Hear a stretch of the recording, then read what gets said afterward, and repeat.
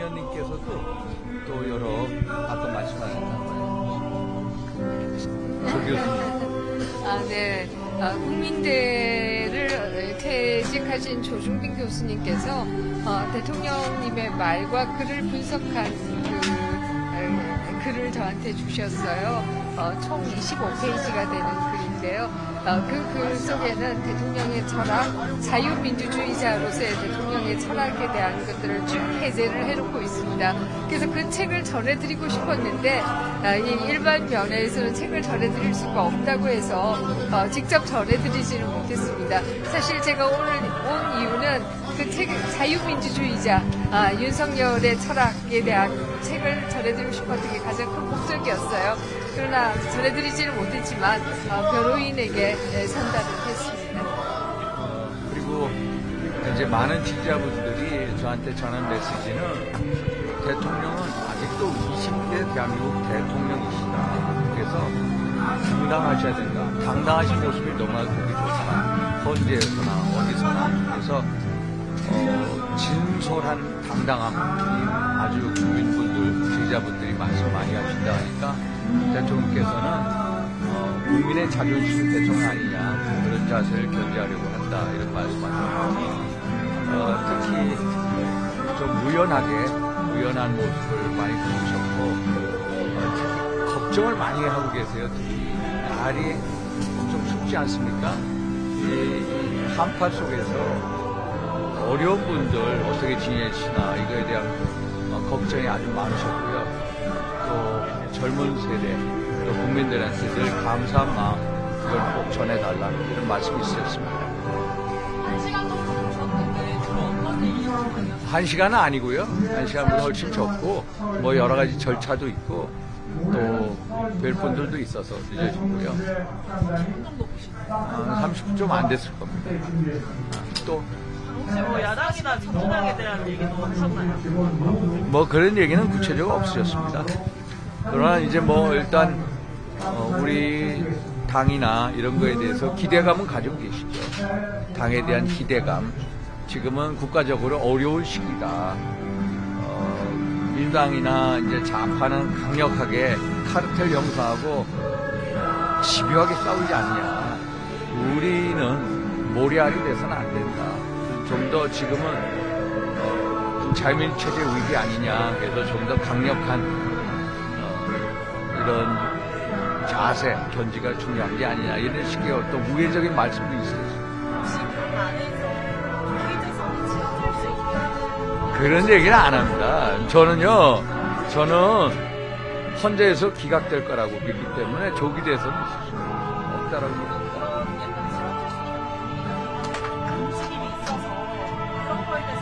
그런 거에 대해서 그런 건 안 가지고 계세요. 그것은 다 하늘이 결정하는 거다라는 기본적인 자세를 가지고 계세요. 그래서 뭐 조기 대선을 한다 뭐 한다 그런 거에 대해서 직접 말씀하신 건 없습니다. 네? 또 우리 대통령에 계시고요. 저는 크게 말씀 많이 안 드렸고요. 윤상현 의원께서 미국 다녀오신 얘기, 미국 조야의 분위기 이런 말씀들을 많이 올렸고 대통령께서는 국민에 대한 걱정, 특히 이제 지금은 날씨가 조금 따뜻해졌습니다만 며칠간 굉장히 추웠잖아요. 그래서 그 추위에 대한 걱정, 이런 걱정의 말씀 주셨고요. 그런 말씀과 다르게 내려오면서 드는 생각은 도대체 대통령님은 왜 여기에 계시는가 하는 생각을 할 수밖에 없었습니다. 기자 여러분들께서도 이미 헌재의 재판 과정을 잘 지켜보셨을 것이고요. 그동안에 내란이라고 그렇게 난리를 쳤지만 결과적으로 나오는 것은 아무도 없다라고 하는 게 지금까지 헌재 재판의 요약이 아닌가 이런 생각을 하게 되고요. 도대체 국회는 무엇 때문에 내란이라고 그렇게 난리를 쳤던가 하는 생각을 할 수밖에 없고 당장 저는 헌재가 기각을 해야 된다 이런 생각을 합니다. 나아가서 대통령님이 여기 계시는 게 굉장히 가슴 아프지만 그러나 또 다른 한편에 있어서는 우리의 사법제도가 얼마나 잘못되고 있는가라고 하는 걸 보여주는 것이 아닌가 이런 생각을 합니다. 국회의 문제점은 사실 국민들이 많이 알고 있었지만 사법 시스템의 문제는 잘 모르고 있었어요. 근데 지금은 그것이 백일하에 드러난 것이 아닌가 이런 생각을 하게 됩니다. 그야말로 공수처는 수사권도 없으면서 수사를 한다라고 했고 수사권이 없다는 것은 영장을 칠 권리도 없다는 얘기인데 그것도 영장 쇼핑을 통해서 영장을 쳤고 그렇게 해서 결과적으로 대통령을 체포 당하게 하는 이런 일이 발생했습니다. 이것은 정말 우리 사법제도가 대통령도 이렇게 하루아침에 이유도 없이 이렇게 당하는데 일반 국민들은 얼마나 억울한 일을 많이 당할까 정말 그런 생각을 할 수밖에 없고요. 결국 우리 사법 시스템에 정말 대대적인 개편이 있어야 된다라는 생각을 하게 됩니다. 오늘 파리 심판에서 박근혜 전 사령관이 윤석열이 꺼내라는 지시했다는 사실이 확인했는데 거기에 대한 그걸 확인이라고 얘기할 수 없죠. 오락가락했다고 다 잘 아시고요. 그거에 대해서는 거기에 대해서 정확한 말씀은 안 하셨고요.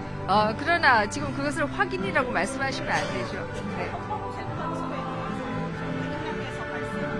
헌법재판소에 대해서는 이제 저희가 이렇게 조명 때문에 제대로 뭐 읽을 수가 없으시대요. 그래서 헌법재판소에 나가 보시니까 야 이제서야 좀 알겠다 이런 식으로 너무 곡해가 돼 있구나. 그래서 헌법재판소 나간 것을 그래도 잘한 결정이 아닌가 이런 생각을 가지고 계신 듯 했습니다. 어떤 점에서 잘한 결정이죠? 예를 들어서 뭐 여러 가지 홍장원, 뭐 곽종건 여러 진술이 오락가락하지 않습니까? 뭐 인원을 뭐 어쩌고 뭐 이런 얘기들. 그래서 그거 너무 잘 여러분들이 잘 알고 계시고요. 그에 대해서는 더 이상 말씀 안 드리고 하여튼 헌법재판소에 가셨던 것을 잘한 것 같다 이런 식의 말씀이 있으셨습니다. 권영세 비대위원장이 대통령과 인위적 거리두기 하지 않겠다고 한 데 대한 대통령 반응이 있었나요? 인위적 거리두기 안 한다? 뭐 그런 거는 없습니다. 아니 거기서 예를 들어서 그런 기사를 안에서 다 알고 계실까요? 지금은 예를 들어서 뭐 무슨 거리두기다 중도다 저는 기본적으로 이런 생각합니다. 지금은 중도냐 진보냐 보수를 뛰어넘는 자유민주주의 체제의 수호를 하느냐 수호하지 못하냐의 싸움이다. 그런 차원에서 우리가 접근을 해야지 뭐 중도를 본다 어디를 본다 이것은 너무 정치공학적인 계산이다. 그래서 저희가 김민전 의원님이나 전화 올 때는 뭐 개인 자격이다 지도 그런 자격이고 뭐고 논할 전혀 그런 생각 안 합니다. 대통령과 같이 개인적 의리뿐만 아니라 가치를 공유하는 가치에 대한 의리를 공유하는 같은 사람으로서 대통령이 저렇게 어려운 상황 속에서 자유민주주의 체제 수호에 홈을 여셨는데 우리가 같이 일조하는 게 기본적인 도리다라는 심정으로 왔거든요. 그래서 그런 면이 좀 안타까운 거다 이런 말씀을 꼭 드리고 싶습니다. 당이 강성진치 의식해서 부정선거에 선 못 끊는다는 지적 나오는데 부분 의원님은 부정선거가 있다고 생각하시는 것 같아요. 부정선거 그 얘기는 사실 그 얘기는 제가 전공이니까 좀 말씀드릴 텐데요. 있다 없다로 얘기하면 그건 종교예요. 과학으로 얘기한다라고 하면 의혹이 있으면 그것을 검증해보자 이렇게 얘기하는 것이고요. 많은 언론인들이 저를 부정선거론자라고 하는데 제가 부정선거를 얘기하는 것이 아니라 많은 의혹이 있기 때문에 그것을 검증하자. 그래서 투명하고 검증 가능한 시스템을 만들자라고 하는 얘기이고요. 대통령님도 그렇게 말씀하신 것으로 알고 있습니다. 이제 그만해야 되겠다. 예? 그런 얘기 없었습니다. 예. 우리 김다혜 씨. 응? 특별히 당부하신 게 있나요?